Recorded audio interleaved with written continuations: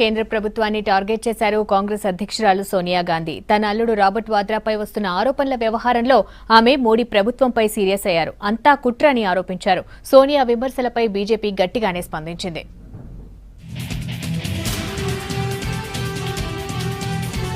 తన అల్లుడు రాబర్ట్ వాద్రాపై చేసిన ఆరోపణలను రుజువు చేయాలని నరేంద్ర మోడీ ప్రభుత్వానికి కాంగ్రెస్ అధినేత్రి సోనియా గాంధీ సవాల్ విసిరారు. దేశంలో కాంగ్రెస్ పార్టీ లేకుండా చేసే కుట్రలో భాగంగానే తన కుటుంబ సభ్యులపై బురద చల్లుతున్నారని ఆరోపించారు. కాంగ్రెస్ ముక్త భారత్ అంటే తమ కుటుంబంపై అసత్య ఆరోపణలు చేయడమేనా అన్నారు. నరేంద్ర మోడీ షెహన్షాలా వ్యవహరిస్తున్నారన్నారు.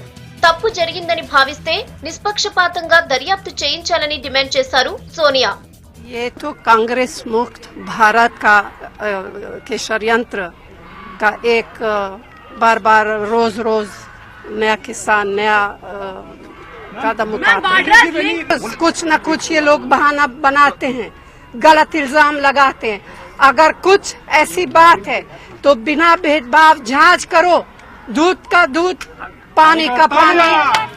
సోనియా విమర్శలను తిప్పికొట్టారు బీజేపీ నేతలు. రాబర్ట్ వాద్రాను సేవ్ చేసేందుకు కాంగ్రెస్ ప్రయత్నిస్తోందన్నారు. ప్రధాని మోడీ షెహన్షా కాదని సోనియానే రాజమాతలా వ్యవహరిస్తున్నారని విమర్శించారు.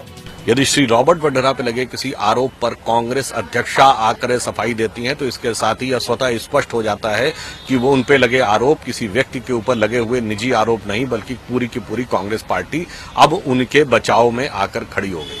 विश्व के सबसे बड़े लोकतांत्रिक राजवंश की राजमाता यदि इस देश के प्रधान सेवक को शहंशाह कहना शुरू कर दें तो यह अपने आप में बड़ा हास्यास्पद लगता है।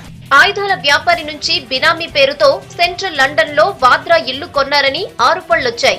ఈ వ్యవహారంపై ఇన్కమ్ ట్యాక్స్ డిపార్ట్మెంట్ దర్యాప్తు చేయనుందనే వార్తలు రావడంతో సోనియా తీవ్రంగా స్పందించారు. తన నియోజకవర్గం రాయ్ బరేలీలో పర్యటించిన సోనియా గాంధీ అభివృద్ధి కార్యక్రమాలను సమీక్షించారు.